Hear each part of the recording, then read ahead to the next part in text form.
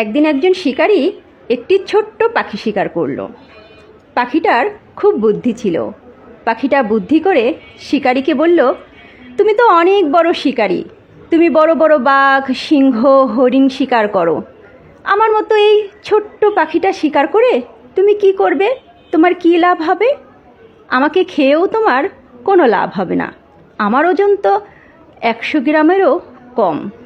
তার চেয়ে তুমি আমাকে ছেড়ে দাও। তুমি যদি আমাকে ছেড়ে দাও, তোমাকে আমি 3টা গুরুত্বপূর্ণ বাক্য শোনাবো, 3টা উপদেশ দেব, যা তোমার জীবনে অনেক কাজে আসবে। এবং পাখিটা ওই শিকারীর অনেক প্রশংসা করলো। আর মানুষ তো সবসময় নিজের প্রশংসা শুনতে খুব ভালোবাসে। তাই শিকারীর মন গলে গেল। সে ভাবল, তাই তো, এই ছোট্ট পাখিটাকে খেয়ে আমার লাভ কি? তার চেয়ে বরং ওকে ছেড়ে দিই, আর দেখি ও কী বলতে চায়। তখন বলল, ঠিক আছে, তুমি তোমার 3টা উপদেশ আমাকে বলো। পাখি তখন বলল, আমি প্রথম বাক্যটি বলবো তোমার হাতের উপরে বসে, দ্বিতীয় বাক্যটি বলবো ওই গাছের ডালে বসে, আর তৃতীয় বাক্যটি বলবো ওই গাছের মগ ডালে বসে।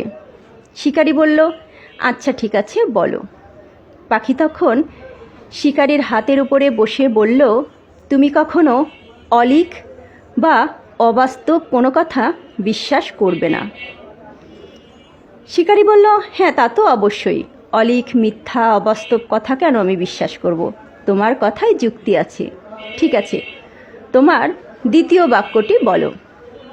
পাখি তখন বলল, আমি ওই গাছের ডালে বসে দ্বিতীয় বাক্যটি বলবো। শিকারী তখন পাখিটাকে ছেড়ে দিল। পাখি তখন উড়ে গিয়ে ওই গাছের ডালে বসে শিকারীকে বলল, যে জিনিস একবার তোমার হাতছাড়া হয়ে যাবে, সেই জিনিসের জন্য কখনো তুমি আফসোস করবে না। শিকারী বলল, হ্যাঁ, এটাও ঠিক আছে। যে জিনিস আমার না, যেটা আমার হাতছাড়া হয়ে যাবে, সেটা নিয়ে কখনোই আফসোস করা উচিত নয়। এবার তোমার 3 নম্বর উপদেশ বলো। পাখি তখন উড়ে গিয়ে ওই মগডালে বসল। তারপরে বলল, তোমাকে তো 2টো উপদেশ দিয়েছি, দেখি আগে সেটা তোমার কেমন মনে আছে।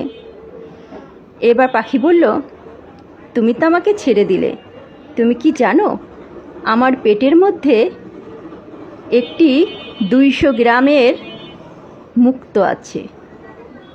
শিকারী তখন আফসোস করতে শুরু করলো, হায় হায়, আমি এ কী করলাম? এই বলে শিকারী লাফালাফি করতে লাগলো ওই পাখিটাকে ধরার জন্য। তখন পাখিটা বলল, দেখেছ, একটু আগে তোমাকে বললাম অলিক বা অবাস্তব কথা বিশ্বাস করবে না। তুমি কি করে ভাবলে আমার ওজনই যখন 100 গ্রাম, সেখানে আমি কিভাবে 200 গ্রাম ওজনের একটা মুক্তো আমার পেটের মধ্যে রাখবো? আর তুমি আমাকে ছেড়ে দিয়েছো বলে আফসোস করতে লাগলে। 2টো মূল্যবান উপদেশই তুমি মানতে পারলে না। তুমি শুধু উপদেশগুলো কান দিয়ে শুনলে, কিন্তু হৃদয়ে ধারণ করলে না। এক কান দিয়ে শুনে আর এক কান দিয়ে বের করে দিলে, 8-10টা সাধারণ মানুষের মতো। সুতরাং তোমাকে 3য় উপদেশটি আমি আর বলবো না, তোমাকে বলেও কোনো লাভ হবে না। এই বলে পাখিটি উড়াল দিয়ে অনেক দূরে চলে গেল। সবাই ভালো থাকবেন। ধন্যবাদ।